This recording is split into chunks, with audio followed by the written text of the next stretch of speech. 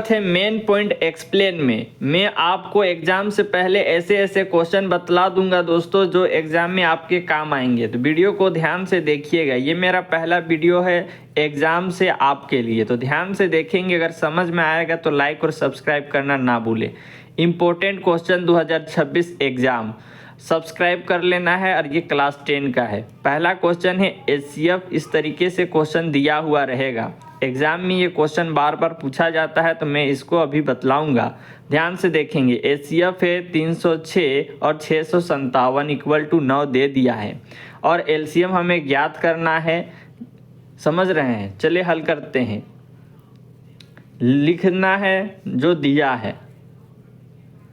दिया क्या है ध्यान से देखेंगे। दे दिया है हमें एचसीएफ। एचसीएफ कितना है? तो एचसीएफ है 306 और 657 इक्वल टू 9। ज्ञात क्या करना है? तो लिखेंगे ज्ञात करना है। ज्ञात करना है हमें एलसीएम 306 657 क्या करना है? ज्ञात करना है। तो लिखेंगे एलसीएम को ज्ञात करना है, तो लिखेंगे एलसीएम इक्वल टू 306 और 657 बटे में एचसीएफ। मैं आपको यहाँ पे रफ में बताना चाहता हूँ कि एलसीएम जब हम निकालते हैं तो एलसीएम ए गुणिए बी बटे एचसीएफ करते हैं, तो ये क्या है? फॉर्मूला है। तो आप इसको यहाँ पे लिख दीजिएगा, एलसीएम इक्वल टू ए गुने बी बटे एचसीएफ। तो यहाँ पे देखेंगे ए गुने बी, ये क्या है? फॉर्मूला है। पहले आप इसे भी लिख सकते हैं, उसके बाद आप इसे लिखिएगा।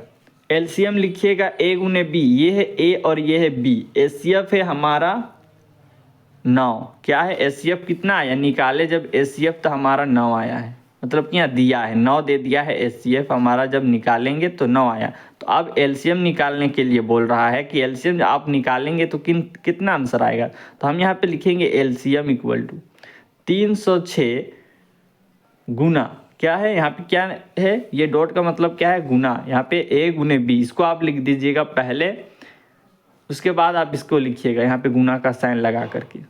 समझ में आया? ए और ये हमारा बी 657।